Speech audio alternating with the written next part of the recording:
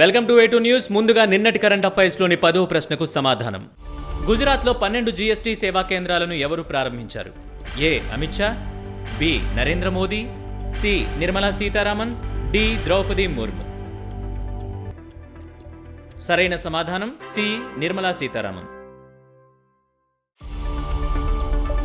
కేంద్ర ఆర్థిక మంత్రి నిర్మలా సీతారామన్ గుజరాత్లోని వాపిలో 12 జీఎస్టీ సేవా కేంద్రాలను ప్రారంభించారు. ఈ సందర్భంగా మేరా బిల్ మేరా అధికార్ పథకంలో భాగస్వాములైన 6 ఖాతాదారులకు 10 లక్షల చెక్కును అందజేశారు. మేరా బిల్ మేరా అధికార్ పథకాన్ని సిబిఐసి 2023 సెప్టెంబర్ 1న ప్రారంభించింది.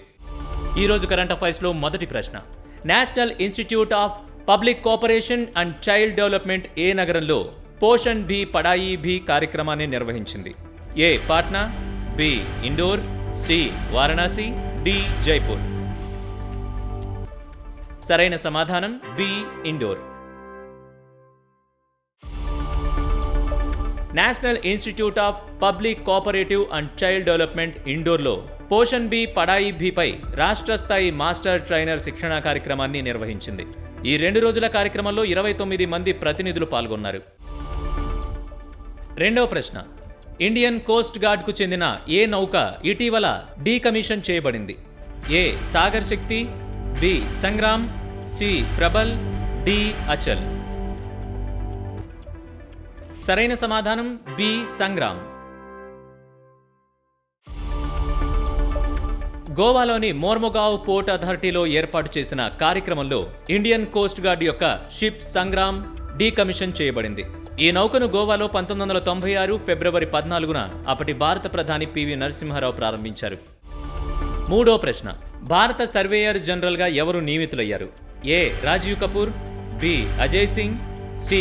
వినయ్ అవస్థి, డి. హితేష్ కుమార్ ఎస్ మక్వానా. సరైన సమాధానం డి. హితేష్ కుమార్ ఎస్ మక్వానా. కేంద్ర ప్రభుత్వం హితేష్ కుమార్ ఎస్ మక్వానాను సర్వేయర్ జనరల్ ఆఫ్ ఇండియాగా నియమించింది. ఆయన తమిళనాడు కేడర్కు చెందిన 1995 బ్యాచ్ ఐఏఎస్ అధికారి. మక్వానా ప్రస్తుతం హోంమంత్రిత్వ శాఖలో అదనపు కార్యదర్శిగా ఉన్నారు. నాలుగో ప్రశ్న. భారత్ ఇటీవల ఏ స్వల్ప శ్రేణి బాలిస్టిక్ క్షిపణిని విజయవంతంగా పరీక్షించింది? ఏ. Trishul, B. Pralay, C. Nag, D. Prithvi.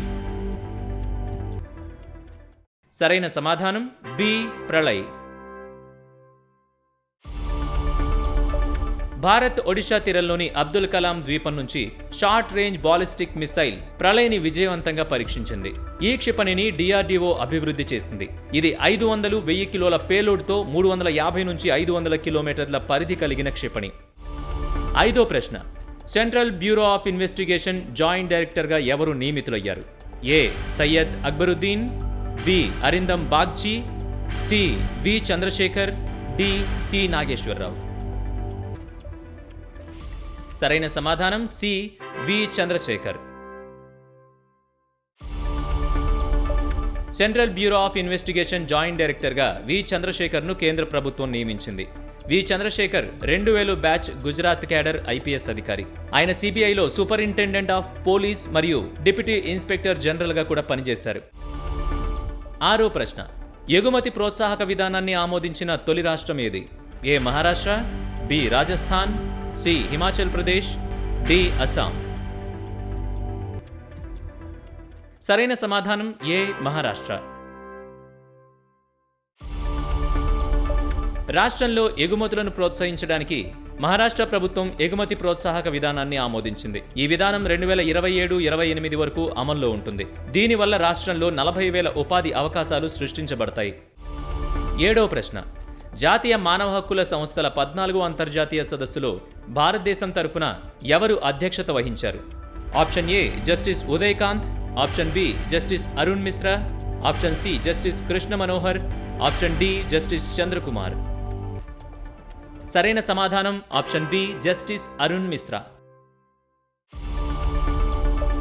National human rights commission of India chairperson justice Arun Mishra జాతీయ మానవ హక్కుల సంస్థల 14వ అంతర్జాతీయ సమావేశానికి అధ్యక్షత వహించారు. ఈ సమావేశంలో వివిధ దేశాలకు చెందిన హ్యూమన్ రైట్స్ ప్రతినిధులు పాల్గొన్నారు. ఎనిమిదో ప్రశ్న. వైద్య ఉత్పత్తుల నియంత్రణలో సహకారం కోసం భారత్ ఏ దేశంతో ఒప్పందం కుదుర్చుకుంది? A Netherlands, B Sri Lanka, C New Zealand, D Russia. సరైన సమాధానం ఏ నెదర్లాండ్స్. వైద్య ఉత్పత్తుల నియంత్రణలో సహకారం కోసం భారత్ నెదర్లాండ్స్తో ఒప్పందం కుదుర్చుకుంది. కేంద్ర రసాయనాలు మరియు ఎరువుల శాఖ సహాయ మంత్రి భగవంత్ ఖుబా మరియు నెదర్లాండ్స్ ఆరోగ్య సంక్షేమ శాఖ మంత్రి ఎర్నెస్ట్ కైపర్లు ఈ ఒప్పందంపై సంతకం చేశారు. 9వ ప్రశ్న. యూపీఐ సేఫ్టీ అంబాసిడర్గా ఎవరు నియమితులయ్యారు? A Rajinikanth, B Pankaj Tripathi, C Arun Pankaj, D Mohan Chakraborty. సరైన సమాధానం B Pankaj Tripathi. UPI safety అంబాసిడర్గా పంకజ్ త్రిపాఠి నియమితులయ్యారు. డిజిటల్ చెల్లింపుల ప్లాట్ఫామ్లపై భద్రతా అవగాహన పెంచడానికి national payments corporation of India ఈ నిర్ణయం తీసుకుంది. ఆఖరి ప్రశ్న, దీనికి సమాధానం కామెంట్ చేయండి. జాతీయ విద్యా దినోత్సవం ఎప్పుడు నిర్వహిస్తారు? A November 10, B November 11, C November 12, D November 13. ప్రభుత్వోద్యోగం సాధించాలనే మీ కలకి వేటు న్యూస్ ఎంతగానో తోడ్పడుతుంది. ఖచ్చితమైన వార్తలతో ఎప్పటికప్పుడు మిమ్మల్ని అప్డేట్గా ఉంచుతూ మిమ్మల్ని టాప్లో నిలబెడుతుంది. అందుకే ఇప్పుడే మీ ఫోన్లో ఇన్స్టాల్ చేసుకోండి వేటు న్యూస్ యాప్.